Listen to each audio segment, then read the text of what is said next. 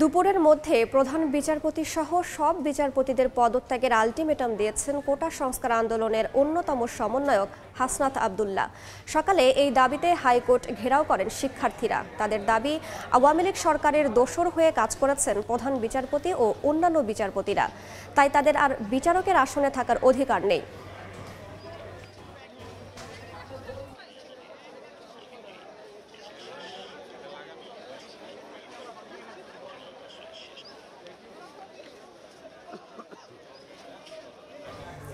এই মুহূর্তে হাইকোর্ট এলাকায় আছেন রিপোর্টার শাকির আহমেদ। সরাসরি যাচ্ছি সেখানে।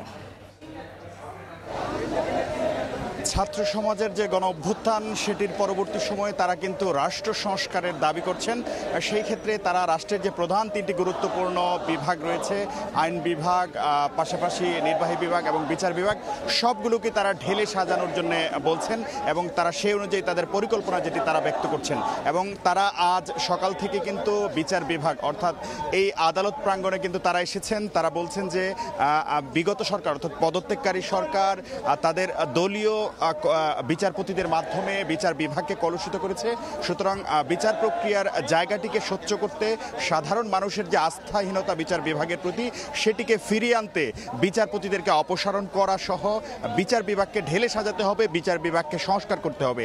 এবং সেই দাবিতেই বৈষম্য বিরোধী ছাত্র আন্দোলনের নেতৃত্বে শিক্ষার্থীরা কিন্তু সকাল থেকে এই আদালত প্রাঙ্গণে অবস্থান করছেন, কর্মসূচি পালন করছেন। তারা বিক্ষোভ সহ নানা স্লোগানে সারা দেশকে সংস্কারের, বিশেষত বিচার বিভাগকে ঢেলে সাজানোর জন্য তারা কিন্তু বলছেন। তারা বলছেন যে এই যে বিচারপতি অর্থাৎ এই বিচার বিভাগের মাধ্যমেই শেখ হাসিনা সরকার দলীয়করণের যে নজির স্থাপন করেছে সেটি তারা সংস্কার চান।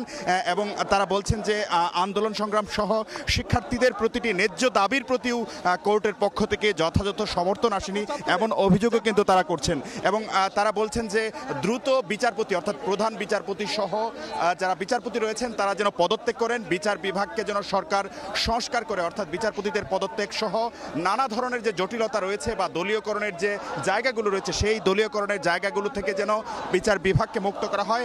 সাধারণ মানুষের যে আস্থাহীনতা বিচার বিভাগের প্রতি, বিচার প্রার্থীদের যে আস্থাহীনতা সেই জায়গাটি যেন ফিরিয়ে আনা হয়, এমনটি কিন্তু দাবি করছেন শিক্ষার্থীরা।